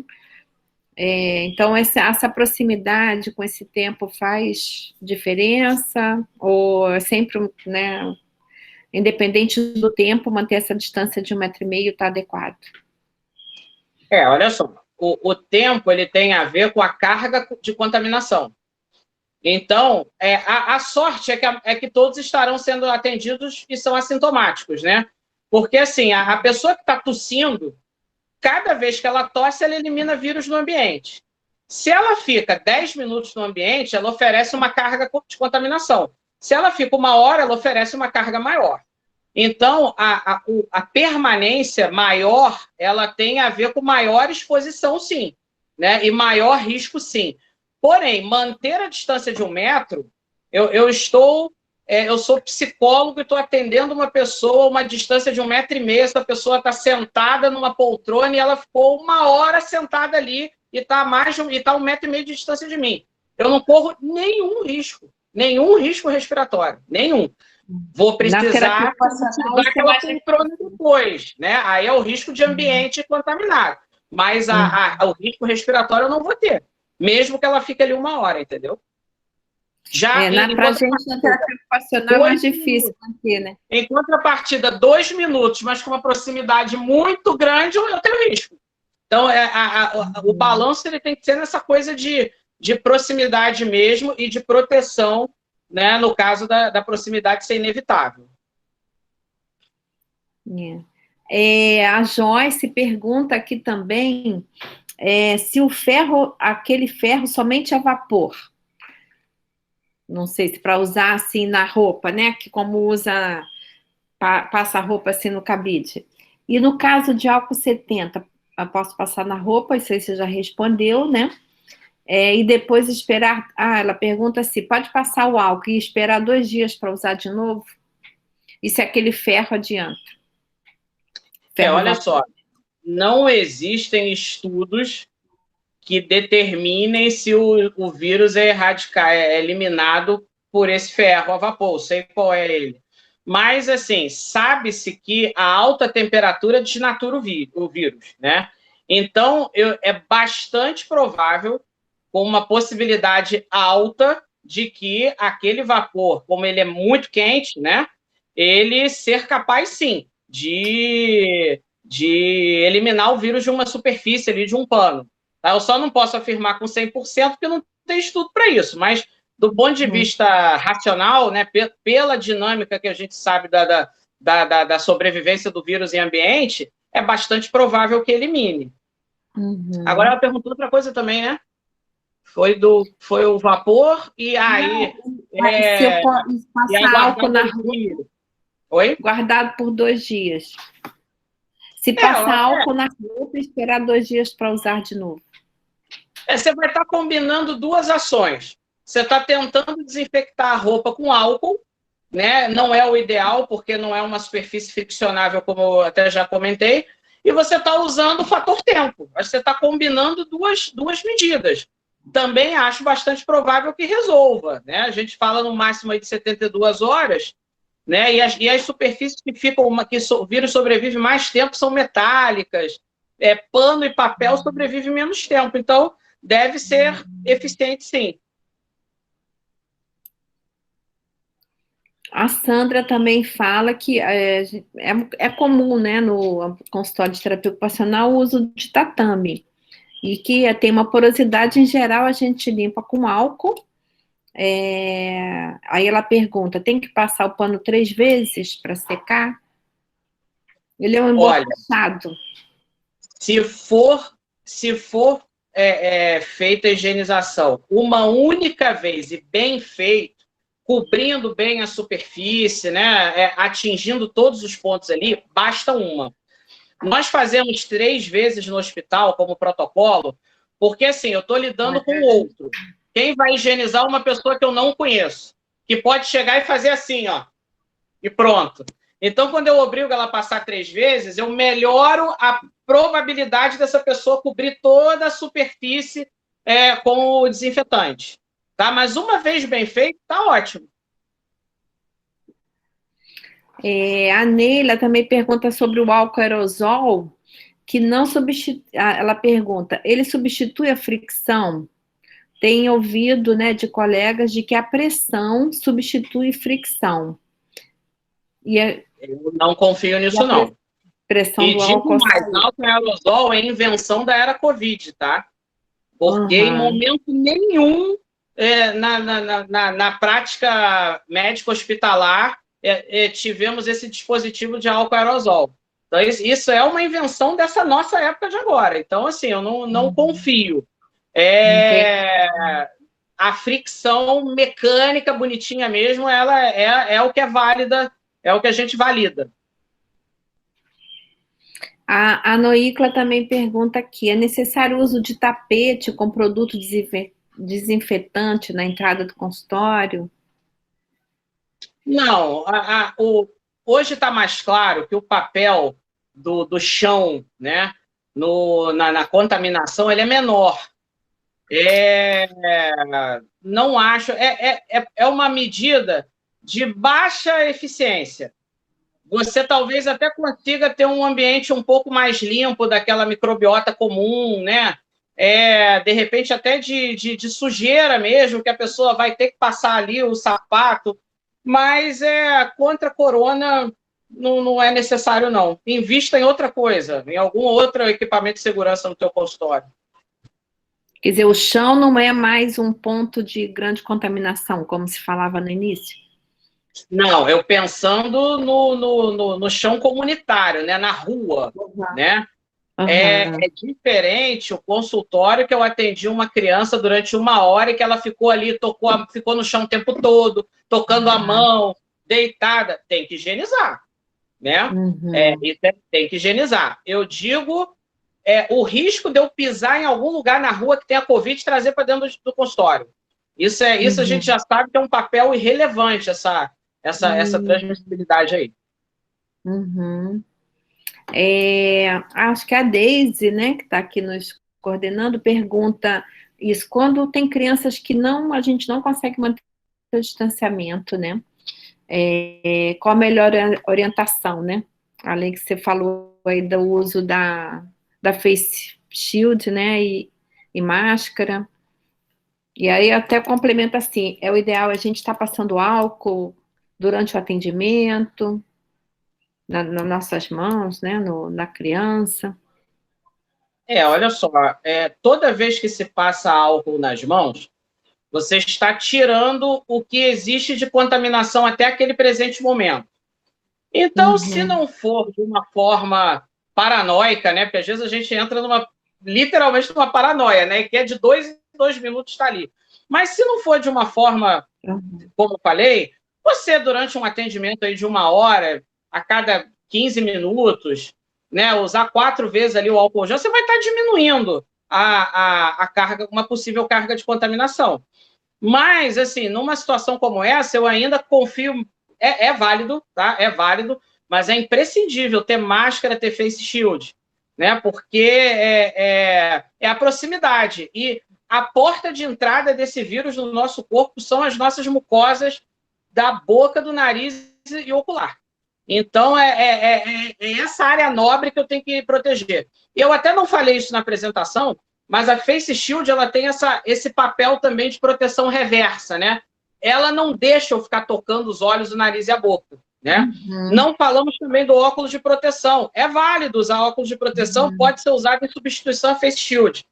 Mas a Face Shield, ela tem isso. Se eu me desligar e quiser coçar os olhos, eu vou bater naquela placa de acrílico, né? E aí vou me lembrar de higienizar a mão com álcool antes de manipular minha face, né? Aqui um outro comentário da Neila: o pote do álcool gel, o local onde apertamos, né, o pote de álcool, o pote, né, para sair, é um local de grande chance de contaminação. Estamos falando sobre os dispositivos que apertamos com o pé. Com o pé, acho que não, né?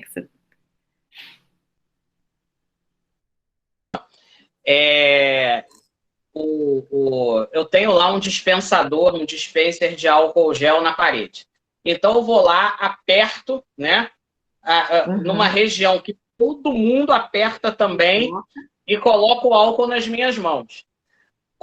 O que é importante? Se eu apertei, né, e contaminei, por exemplo, essa região aqui da minha mão, e o álcool caiu aqui, durante o processo de higienização, eu já vou imediatamente higienizar essa região que eu acabei de contaminar, entendeu? Então, assim, tudo bem, o dispositivo acionável pelo pé é excelente, porque nem tudo isso é custo efetivo, né? As coisas custam dinheiro. Mas pensando em tocar algo que pode estar contaminado, eu só tenho que ter o cuidado de usar o álcool que eu acabei de colocar nas minhas mãos e cobrir toda a região das minhas mãos e fazer a desinfecção, entendeu? Então, não é crítico. Não, acaba não sendo crítico. A Eliane... E tem a técnica de higiene das mãos, né? Que estão em 7 momentos, que tem que cobrir toda a região.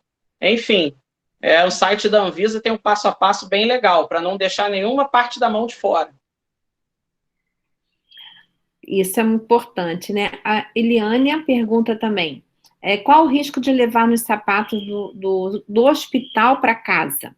Trabalha numa UTI de referência para Covid e fica sempre com a dúvida, né, sobre o que fazer com os sapatos ao levar para casa. Olha, a maioria está simplesmente tirando o sapato assim logo na porta, sem maiores cuidados assim de ter que desinfetar, nada disso. Eu volto a dizer, se eu puder, nós estamos vivendo a pandemia das opiniões, né? Cada um tem uma opinião diferente, porque as coisas não têm comprovação científica, né? Mas se eu puder apostar, eu vou dizer que não tem nenhum perigo, né, de entrar com o sapato adentro pela casa. Mas concordo, né? Eu quando vou em ambiente hospitalar, eu faço isso, eu não circulo com o sapato em casa. Eu deixo ele logo na entrada, ele já vai ficar ali, né, reservado para dia seguinte que eu for sair, evito circular. Tá? As pessoas também que trabalham em hospital, que as suas roupas, né, que a gente sabe que a roupa não é um ponto importante de contaminação. Mas é de bom tom, né? É higienicamente interessante. Chegou, já tira a roupa, já coloca lá no cesto, toma um banho. Eu acho que não custa nada ter essa precaução a mais, né?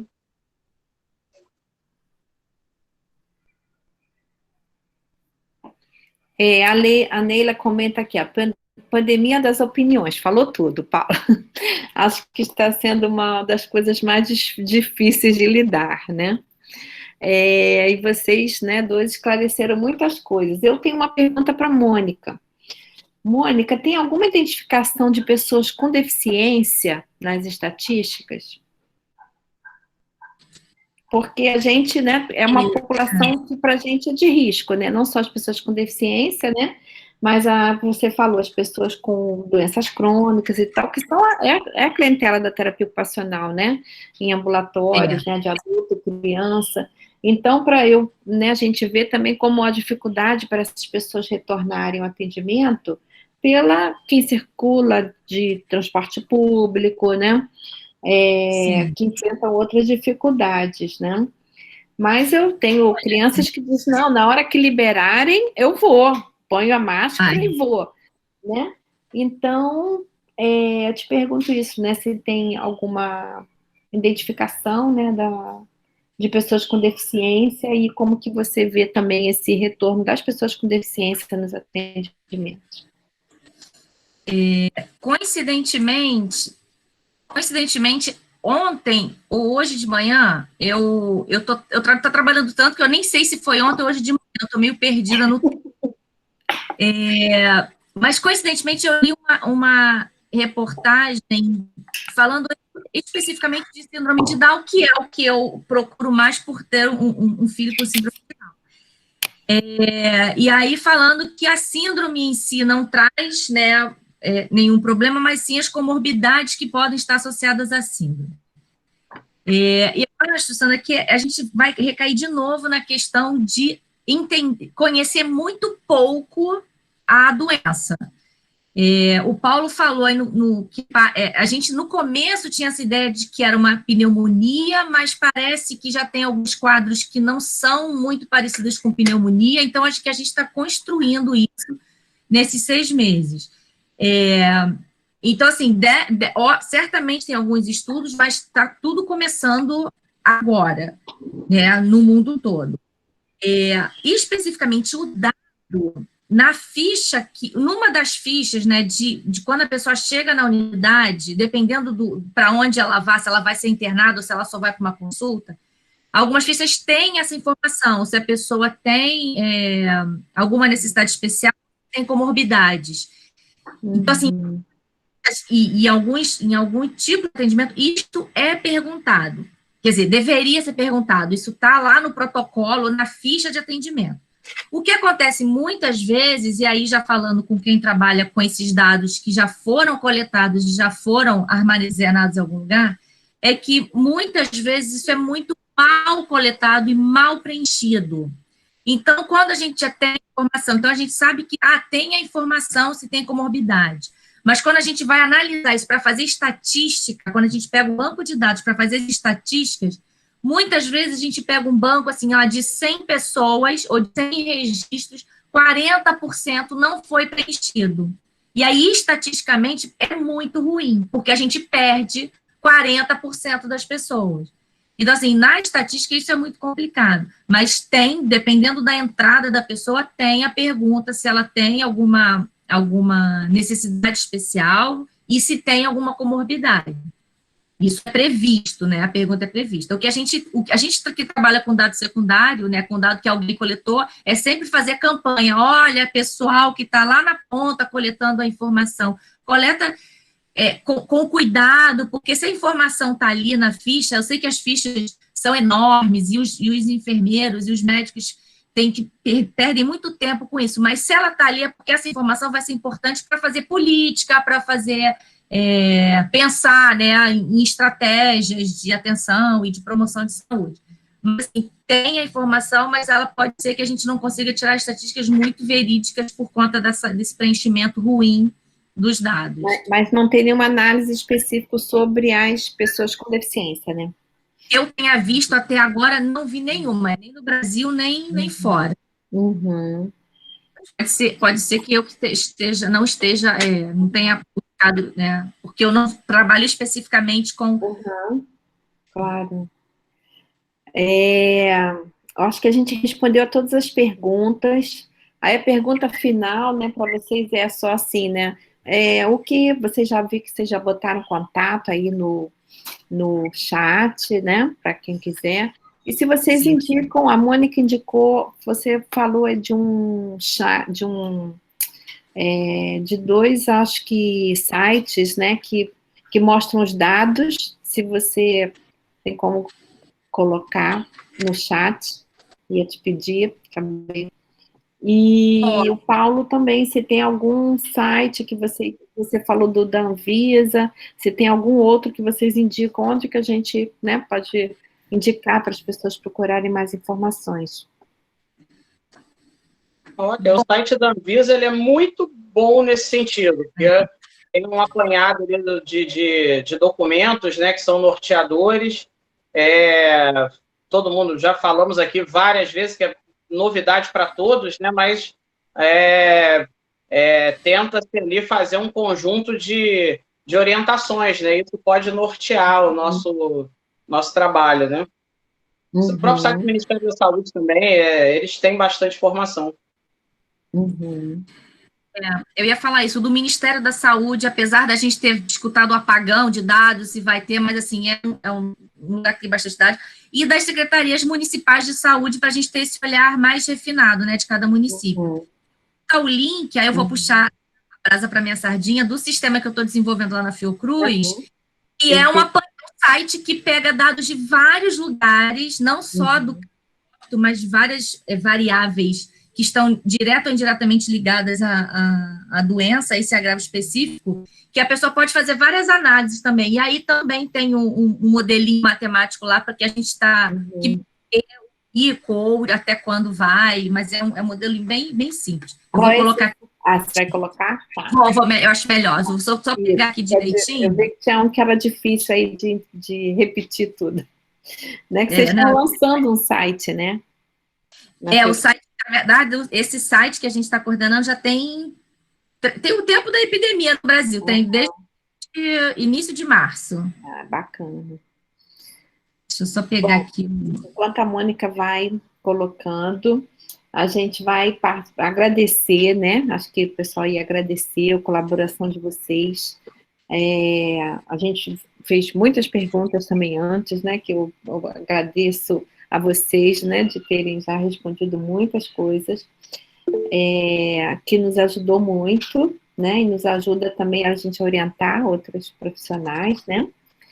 A gente vai pedir autorização de vocês também para disponibilizar a gravação, né? Porque a gente pode disponibilizar. A gente tem a associação, tem um Facebook e tem um Instagram, né? Que a gente está tentando nutrir, né, assim, com informações, né? Atuais para os profissionais. Então a gente agradece muito. Para mim foi um prazer enorme conhecer vocês dois, a Mônica e o Paulo. Que agradecer muito a disponibilidade de vocês, né, de também nos trazer informações, né, atualizadas, pensarem, né, as nossas dificuldades, né, e a gente agradece muito. Eu quero só também completar, que no início eu falei dos membros, né, da TOERJ e me confundi, então quero falar que participa da nossa associação, né? Como eu falei, a Sandra e a Noíca, né? Que é presidente e vice-presidente. Eu e a Deise somos as tesoureiras. A Camila Costa, Selma Moreno, são as secretárias. E o Conselho Fiscal é a Rosana Férez, a Maria Luísa Martins e a Marli Gomes, né? Que a maioria está aqui também participando. A gente teve um público aí em torno de 30, né? Acho que a gente, pessoas que tiveram, mas que vão se, né, multiplicar aí na disponibilização, né, desses materiais, que para mim está riquíssimo. Muitas dúvidas vocês tiraram, né? Esclareceu muito. Então, a gente só tem a agradecer vocês, tá? Eu agradeço o convite, parabéns pelo evento, muito legal, e eu acho que na atualidade, né, no mundo que a gente está vendo, é assim mesmo, vamos construindo juntos, né, todos, profissionais, pais, médicos e terapeutas, e a gente vai construindo junto, porque é novo para todo mundo. Eu também queria agradecer muito a oportunidade de participar, e estamos aí, o que precisar, estamos à disposição. Então, muito bom, com certeza a gente vai explorar vocês em outros momentos aí. Eu já fiquei pensando nisso, na dúvida dos pais, né, com certeza, que tem muitas perguntas também, né, quem sabe depois a gente organiza uma com os pais. Então, a gente vai pensando e a gente vai falando também com vocês. Mas muito obrigada.